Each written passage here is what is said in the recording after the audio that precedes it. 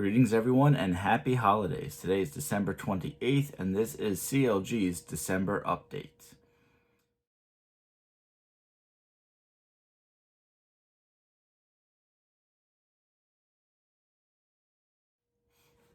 So as normal, we're going to start with what the club accomplished in December.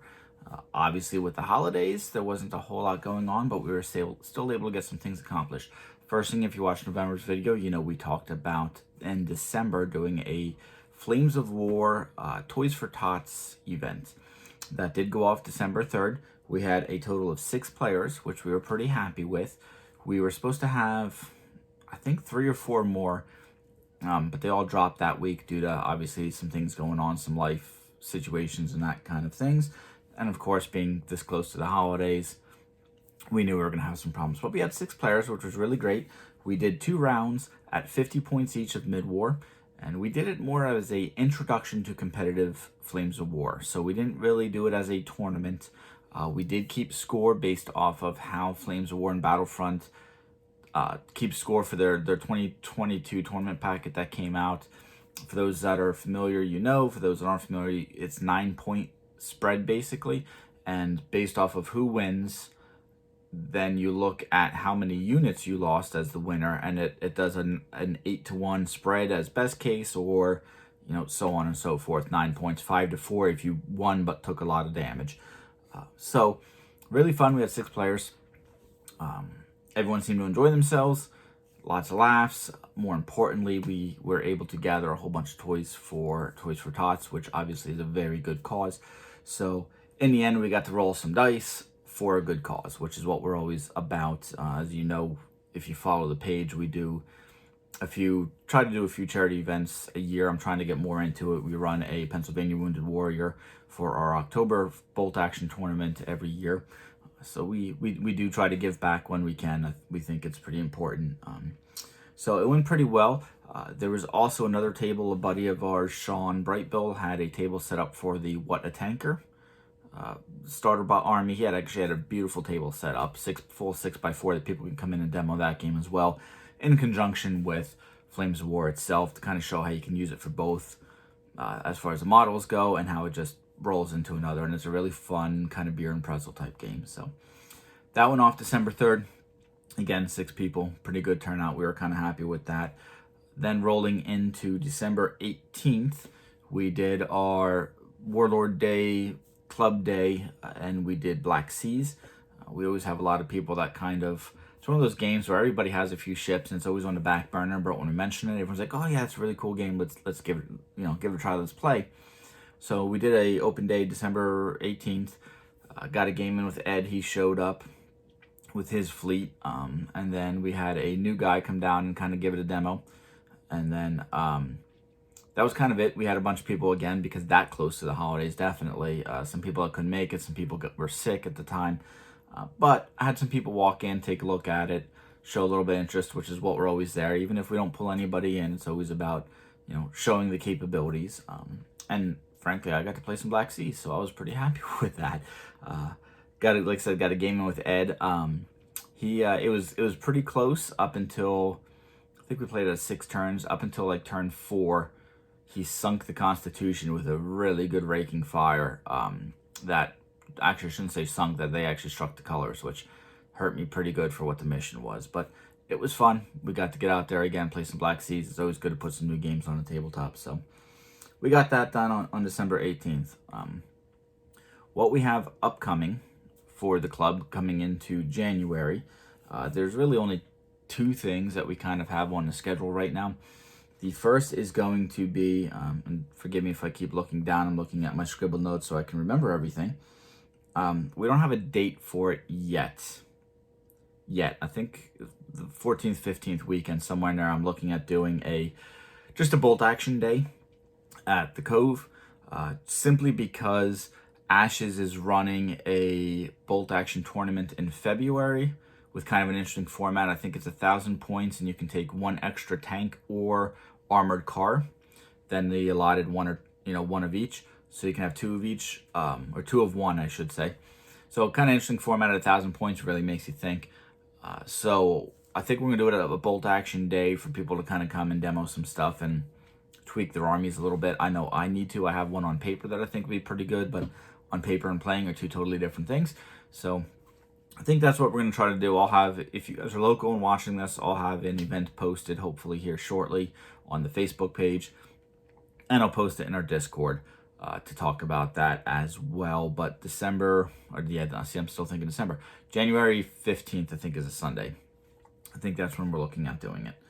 Other than that, we have a club day planned that Eric actually is going to host. While we were down at From the Ashes, Eric was talking to Joe, who owns that store, and kind of came up with the idea of how they used to, back in the day, kind of rotate through the club, and each person would host a day. The purpose of hosting that day would be they'd pick the game, they'd lay everything out, they'd have armies if you didn't have armies, and you could just show up and play that game. They would kind of host and GM, so sit back and get a chance to play some really fun scenario things, some things where not just the standard, okay, this is the mission, let's play this game, but some kind of cool scenarios. And as a GM, you can kind of sit back and say, okay, well, you did this, so now this happens. And so we got talking about it, and we think we're gonna give this a try. We're all gonna kind of take a month and host. Eric is going to take January, simply because we've been talking about Team Yankee, which I'll get into in a little bit later here in the video, because I've avoided Team Yankee just because of how I've seen it played. But with the new Red Dawn stuff that just came out, it looks pretty good, and I have a really cool idea for a U.S. Home Guard type militia unit army for that purpose, which I'm not going to get into too much detail here because it's not the place. But so we've been talking a lot about Team Yankee. So he's going to host in January a Team Yankee Day. We can come in. He's going to have the table set up because he has a whole crap load of terrain for that, and play. If you have an army and want to bring it, great. If not, he has stuff set up. And what we're going to do as when you're the host is you set the guidelines. So if he wants to only play a 50-point battle or a 75-point battle, and he wants to have a certain army restriction, he's going to put that out. He's going to have armies for that where you can just show up and play. Or if you want to bring your own stuff, he'll have the restrictions of this is how you have to build your list and play it that way. So we're going to get to play some Team Yankee. Never played it before. I know it plays very similar to Flames of War version 4 now that they're in sync. Few oddball extra things with obviously the special rules, but with helicopters and fast movers and that kind of stuff. So that's really where I want to get into learning a little bit more about. But I really enjoy the infantry aspect, a mechanized or a mobile Team Yankee list, whether they're coming in helicopters or coming in on 113s or whatever it may be for the U.S. So I kind of want to play around with that a little bit, but it looks like I've gotten finally bit by the Team Yankee bug after all these years. So that's a host day. I think we have a day planned for that. I just cannot remember what day it is. I have to look at my calendar to see what day he was planning for that, but that is in the works as well. Other than that, that's really all we have coming up for the club. It's coming into the winter months. Travel gets difficult. I slow down on the weekends, so I actually have more time on the weekends, but trying to link up is a little bit tough as a club. So I think that's really all we're going to try to do. That's 2 weekends for the month. I think that's enough. That gives me, with my drill, one free weekend to do stuff to family, keeps them happy. So that's usually where we're trying to find a sweet spot, is 1 to 2 months, 1 to 2 weekends a month. Now, that doesn't mean we won't get together on the weeknights and play, but as far as club days, that's what we're looking to do. Again, the bolt action open day is going to be open to everybody. The club hosting, we're going to keep to a small group for now until we figure out the mechanics and how we want to do it, locations, that kind of stuff, and then we're going to start to open up to more people. So right now, that's just kind of an internal club thing that we're trying to figure out. That's it for the club. So let me keep rolling here with personal stuff of what I've gotten accomplished this month. First is going to be events that I took part in, which I did end up playing in that Flames of War Toys for Todd event because we were short a person. Eric was going to play, and he had kind of a mishap with his army, so I stepped in to play. He kind of took over the TO type stuff, and I got to play, which is awesome because I love Flames of War. So I got both games in. The first game was really good against a guy named Christian. He had the Soviet Horde. Really fun game. I feel bad because I ended up as the host in the TO and kind of that swing player. you want to play a good game, but you don't want to stomp, especially newer players. But I felt bad because he was pushing really hard on the left flank, my left flank, for an objective. It was top of 6. I had first turn. He left one of the objectives kind of bare. Shouldn't say bare. He had some AT guns covering it and some scout cars covering it. His AT guns were pounded on my Somaventes. I took Italians. Should have had me dead, but somehow I kept managed to survive, just getting bailed out, getting back in. Came around a machine gun. Long story short, top of turn 6.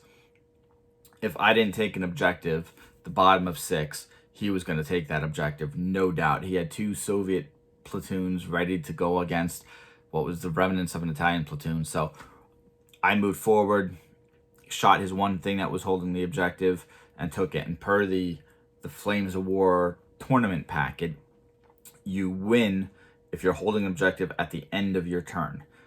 A lot of the missions in the rule book are the start of your turn, because then it gives your opponent their turn a chance to come in and contest or take. Tournament play, they do it at the end of your turn. For an objective, you got it, because they don't want that back and forth, and they kind of want to streamline the process a little bit, which is one of the reasons why I wanted to do the tournament packet, so people understood, read the missions, read the packet, know what you're doing. So I was able to take that objective top of turn 6, and the game ended. So I ended up winning that one. The crazy thing is, talking about that point scale, the one downfall to that point scale is we hammered on each other the entire game. I did not lose a single platoon. Most of my platoons were down. I was rolling for a few of them. I thought I was going to lose them. But I had all my platoons. So it became an 8-1 win me. The downfall to that, and the one thing that they don't really look at with how they do the point systems, is he didn't lose a single platoon either. So although I won the objective, it was, when you looked at the entire tabletop, it was closer than an 8-1 spread. But by the mission, by the rules, that's what it was. So that was really fun. The second game I played, again, I'm not going to give a whole debrief AR here, but the second game I played was a good game, interesting game. My opponent got a little confident. Again, I'm never going to bash on anybody on this page, but he didn't read the mission packet. He thought he knew what we were doing. He had multiple chances to bring in reserves, pop an ambush, do all kind of stuff where it could have slaughtered me, but he just kind of sat back feeling that he was good. I had delayed reserves. My reserves didn't start coming in until turn 3 for rolling. I didn't get them until turn 4 or 5 it was. So I just brought in a platoon of four M14s, 41s, and just drove them across the road, because there was a road going all the way across. Drove them up to where he had a machine gun platoon on an objective. 6 shots, machine guns each on my tanks. Machine gunned the crap out of them, pinned them, rolled in, assaulted them, and won. Pushed him off the objective, I won. He got a little upset because like, oh, I didn't realize that that's what the game was. I guess I should have read the rules. Unfortunately, yes. And that's why I wanted to do this competitive play, because reading a mission packet is very important no matter what game system you play. And if you're listening to all this and you don't play Flames of War and you don't really care, take one thing out of it. That is that. Always read the missions. We always joke about how we have club shirts and how we're going to get them personalized for everybody in the club as we go. And on the back, mine's going to say RTFM. Read the manual, because that is one of the things I always preach when I play bolt action. I get pulled over for a question that's in the mission packet. Dude, it's paragraph 3. It says right there, read the manual. Read the mission. Know what you're playing before you start playing, because he could have stomped me that game easily. Bad deployment, bad rolling. He took off my artillery. By turn 3, he was bombarding me. He had a really good list to go against me. He could have easily won that game. So, sucks. He still had a good game. I still had a good game. We had fun. He's a good guy. That's just how the cookie crumbles. So that was the event I got to play. Again, always enjoy it. Take one thing away from my rambling here for 10 minutes is make sure you understand the missions if you're ever going to play in that. And that was the whole point of that, was we had a lot of relaxed players. I didn't want to go heavy on a tournament, because some people don't like, they hear tournament and think, oh God, it's uber competitive. Don't want to do that. This was an introduction to competitive play, as in, this is a difference between a casual game where, oh, you know what, you forgot to move that, but we're in a shooting phase, go ahead and move that. No, this is an introduction to competitive play. Learn the steps, learn the rules, learn what you need to do when you do face one of those people that, even in playing a friendly game where you go to the store for open play day and there's somebody you want to play, and all of a sudden they're a competitive player and they're prepping for a tournament or whatever, and they start doing this weird stuff, and you're like, well, wait a minute.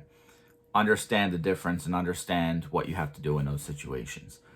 One of the other things we did that besides for the standard 9-point spread, we had a chance for 3 bonus points that I put in for each game, because I wanted them to start doing things that maybe aren't played in a relaxed setting, or that you don't really think about, I should say, or minor parts of the game that can play a big role that you skip over in the rules and go, not a big deal.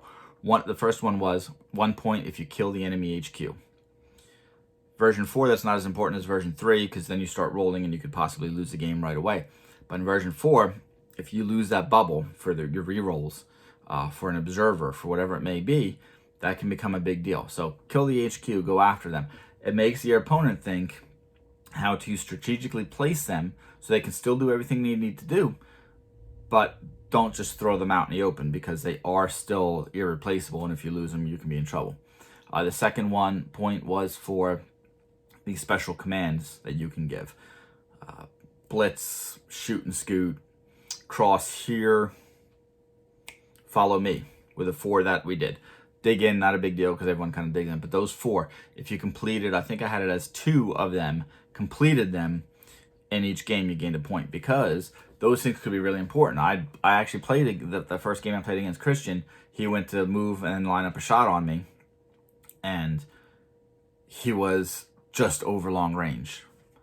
Well, if you would have blitzed, and I gave him the opportunity, because again, I'm the TO, I'm just kind of playing. You blitz, you get that free 4-inch move. Is it worth that risk to become in short range? In that case, it was. Take it. Because Italian's being forced to hit 5s because of the range. He needed 7s. Well, then it went to 6s. So much better chance. Blitz. Use those special rules. They're forgotten quite often, but they're huge when they work for you. So that was that. And the third one was complete at least 1 round of an assault. Because again, a lot of people play armor, it turns into parking lots, or just shooting at each other. I wanted people to understand the importance of assaulting, especially if you got infantry dug in on objective. Got to assault them. Get them out of there. Don't just sit there and shoot at them for 6 turns. You're not going to win the game that way. Get in, pin them with another unit, assault in. Learn how that mechanic works. That's a big deal in Flames of War. So they got a point for that, completing it, which means if they were shot back and didn't actually complete 1 round of rolling for close assault, then it didn't count. And again, those are 3 simple ways to gain points, but they're huge in the overall game of learning the concept and how things meld together with that. So that's enough talking about that. I'm watching the clock. I'm already about 20 minutes. So that was a fun time. Again, Flames of War, my favorite game. Got to really enjoy playing that. I only got 1 game in that I can recall this month, besides for that, which was another game of Flames of War against Chad. Really fun game. He brought armor, British armor. I brought my Italians again. Excuse me. Played desert theme, mid-war. Fun game, as always. I really enjoy playing against Chad. I don't remember a lot of the mechanics of that game, except for the fact that we decided to use the Fog of War cards, which is a special deck you can buy for Flames of War that adds certain objectives that your opponent doesn't know you have. The way you're supposed to use them is you build a preset deck of 10 cards before you show up that fit your theme army, and then each turn you draw 3 of them, you pick one you're going to do, you put the other 2 back in the pile.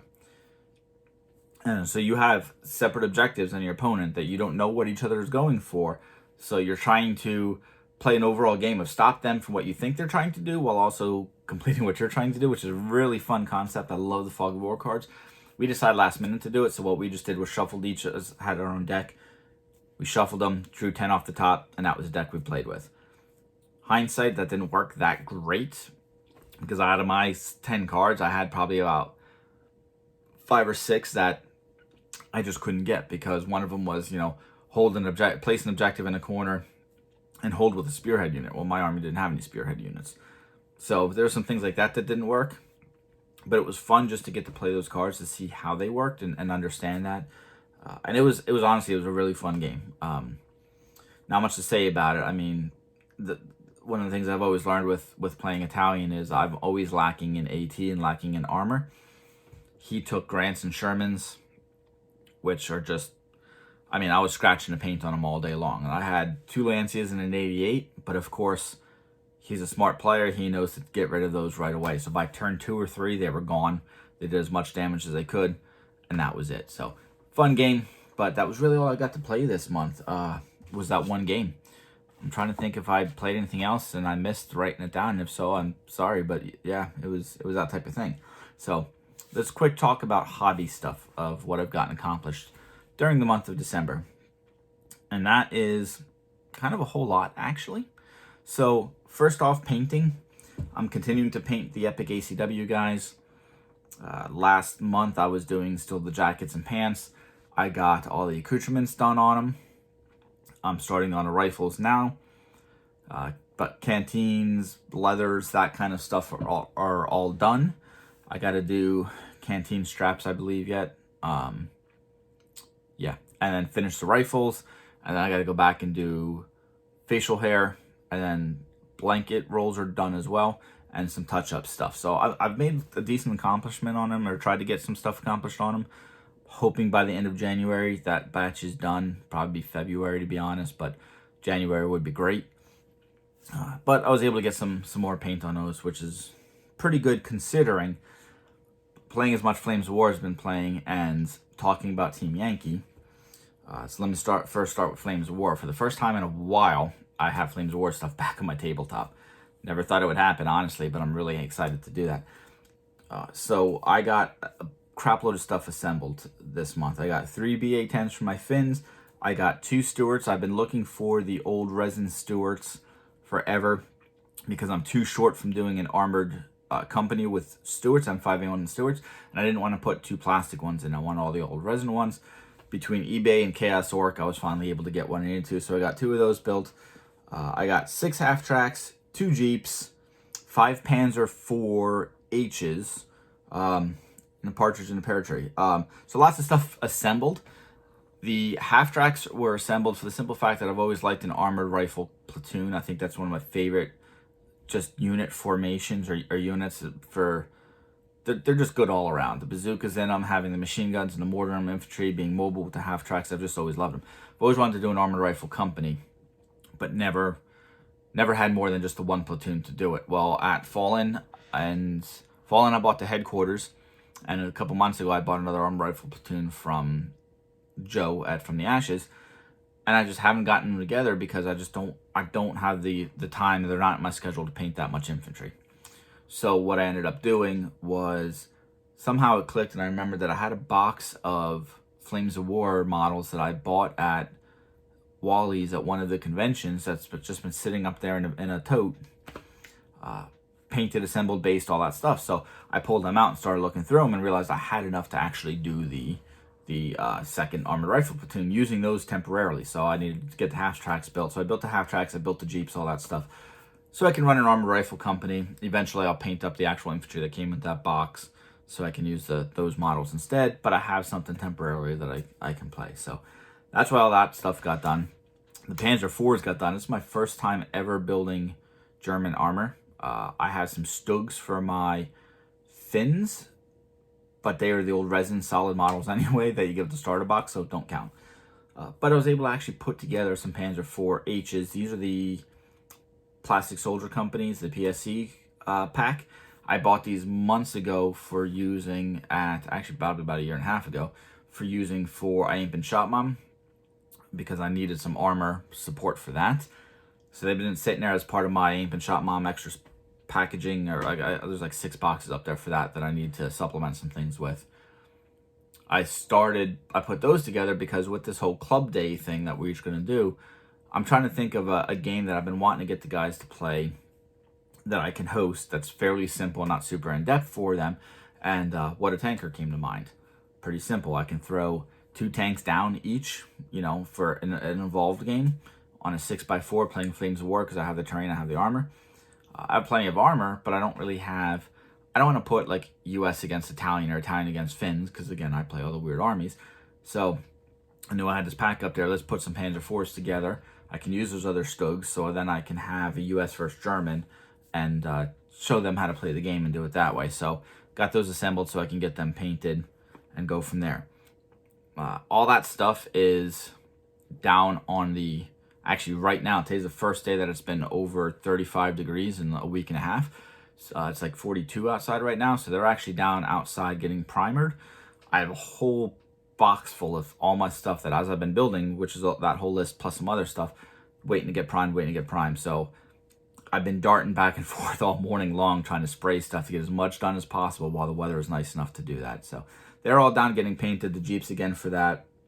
I also built 5 Humvees for Team Yankee, which if you watch November's update, I had bought a whole bunch of the tanks, Humvees that were down on discounted. With looking at Team Yankee, I needed those built to flush out a few things, but I wanted to figure out kind of how I wanted to build them in Team Yankee, what type of force I wanted to take before I knew what type of gun system to put on. Figured that all out, got those built. They're probably not going to be primed painted anytime soon. They're just thrown in the bin with everything else. So I was able to get all that done. What else? I'm just looking at my list. Along with that, I got the, and this is going to be under the purchases / acquired spot that I'm going to talk about here in a second. I got the Team Yankee World War III starter box for Christmas. So I was really excited for that. It's a great deal on that box. It gives you 3 Abrams, 2 M60s, 2 Bradleys, 4 T80s, 3 T20s, or 3 T64s, and like 2 BMPs. A whole bunch of stuff. Look it up. It's great, and I'll have a picture here in a second. So I've been spending the past 3 days since I actually have off of work getting that all assembled. So that whole box set is now assembled. It'll go in some trays for now until I figure out exactly how I want to build, what I want to build, how I want to paint. Because again, my thought process of how I want to do it is not so much deployed overseas, in country fighting. They're gonna be a home guard type thing. So I might gotta figure out how to paint them yet. But that whole box set is assembled. It's a great box set, lots of good stuff in there. I think it comes to like 41 and 48 points a side if you build it the way, just like straight out how they say it off the box. So I was able to get that hammered out pretty good. So that is all built as well. I was also able to also able to acquire and start to assemble 12 Germania Skyclad Warriors for SPQR. Aaron at the Cove hooked me up as a Sarge for Warlord. I get some swag every once in a while for doing things. And the Warlord rep gave me a box of the Germania Skyclad because they know I played SPQR. Just because they want to see them painted up and on display so they can put them on their webpage. So they're assembled now. I got to get them painted. They're actually getting down on the priming table. Got to get them painted so I can get those back to them. But I got them built. They were really easy to build because they're that new resin-esque fine cast, GW calls fine cast, but that type of material. All one piece pretty much except for the shield and the spear that you had to put together, which are actually like tin spears or metal spears that, it's a cylinder that they cut and stamp out the end, which is kind of cool. So I got all those built and they're on a priming table. I'll get those done as well. Other than that, just looking over my list, that is it. So I got a lot of stuff assembled this month. Now I actually have to go through and get it primed, which it is. And that should last me through the winter months of actually getting painted up as a side to the ACW stuff. Those are my fun projects, as we talked about in November, my fun projects that I work 25% of the time I'm in the attic to keep me somewhat sane from working all the ACW stuff. I actually have a plan for the ACW stuff. I still have 2 units of Confederates to paint, but before I paint them, I'm actually going to work on some artillery and some headquarters because I can start playing them unpainted on the table because I have some people asking me just to run through the rules, so I'm going to do that. But then the last 2 units of Confederates are going to go pretty easy, I hope. They're getting gray pants, light gray jackets, and be done with them, do the accoutrements and be done. So they'll continue to work on, but now I have a good pile of stuff to get me through, hopefully, the winter months. So that's all I got done for the hobbying aspect. Talking about purchases, technically there was none. It's December. I went way overboard in November, so I decided to take a break for December. However, Santa was good to me. My wife was actually better and got me, like I said, the Team Yankee starter set that I was able to put together. Again, that'll last me to get me through the basics. I got to get some infantry now, but that'll get me at least playing the games and learning the mechanics a little bit better. I have some helicopters and stuff upstairs from the tanks game plus Vietnam stuff. I actually have some Hueys and Cobras and that kind of stuff from my Vietnam that I can use as well. So I'm good on that stuff for a while. But I got the Team Yankee starter set. Again, an amazing deal. If you're interested in playing Team Yankee, I would recommend that box. Even if you're probably not going to play US and Soviets, you get the starter, you get the rule book, you get, yes, you get those two armies. You can throw them together, sell them, whatever it may be. But I think it's like $57 on Amazon right now. I think 53 or 57, somewhere in there. Under 60 bucks, great deal for what you get from it. She also got me the Hit the Beach starter set, which is the Flames of War version 4 starter set. Has US and German in it. Again, that box is 53 or 57. One of them is one, the other is the other. A great starter box for everything you get in there. Shermans, I think you get a paratrooper platoon for the US. The Germans is actually like a Panzer Grenadier company, so it's a lot of infantry with some armor to back it up. The dice, the rule book, the everything. A great starter set. So got that as a filler for me because I need to plush out a few things, and that is where that's going to come into play. So got that, which is pretty cool. And then she got me the World of Tanks starter set just because I actually don't have that, and I know Sean's been bugging me a lot for it, and I have plenty of tanks for it, but I don't actually have the cards, the packs. When you buy the starter set, it gives you all the cards, not only for the tanks, but the player cards that you need when you're dealing damage and upgrades and that kind of stuff. So I got that as well, which I was pretty happy about because why not? It's pretty cool again, and that gives me, you get 4 tanks in the starter with that, one for Brits, US, Soviet, and German, the 4 majors. And I have plenty of extra armor up there, so I can, make copies of the Sherman cards and play 5 Shermans if I wanted to. But a cool, fun starter set. So that was it for purchase and slash gifts acquirements for this month. That's really all I have. I know I rambled really quickly this month, but after looking at the last one going for an hour, I didn't want to do that every month. I just kind of want to hit the highlights and try not to go in detail or in depth with some things, which I have a habit of doing. So sorry. I've also, as I just said it, also tried to cut down on the uhs, and that also makes me talk a lot faster. But I listened to last month, and there was a whole lot of uhs, especially after I got cutting. So sorry if that annoys you, but with what I do, a little bit of a ramble here and tangent, with what I do in the real world, I have to brief a lot of high-end important people very quickly a lot of times, a lot throughout the day. So I'm used to going in, my turn to talk, spiel a bunch of stuff, into a room full of officers and generals and all that kind of stuff, to say what I need to say and sit down. So I'm used to talking kind of at a higher rate, quicker pace, which is why I talk so fast. And it's one of those habits that when I'm in the civilian world and out of uniform, I have a hard time getting back to a nice, slow, posture and talking properly. So what I end up doing is mentally I put a lot of uhs in there or breaks because I'm trying to slow myself down. So I apologize if you listen to me and that annoys me. I am working on that. That's one of my quirks, and that's just one of those things I have. But keeps me from rambling and talking too quickly. But that is all I have. I hope you all had a great holiday. I hope you all got what you're looking for. More importantly, I hope you gave. I hope you enjoyed time with family. For those out there who may not be in that situation where you have family, I hope you found some comfort somewhere. I hope you all had a great New Year, because this probably won't be posted until afterwards.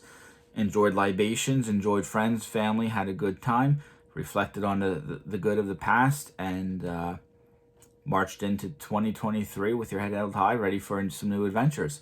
I know I am ready, and we'll see. Hopefully the club keeps growing, and we'll see what we have coming up for us in the future. I know I talked about maybe doing a sit down with everybody to discuss. That was not able to happen, but I always have big plans for the club, sometimes bigger than we can actually accomplish. But I hope we continue to grow. I hope you continue to like what we're doing and continue to follow us. So the obligatory like, subscribe, If you have not, please check out our Facebook page, Legion Gaming.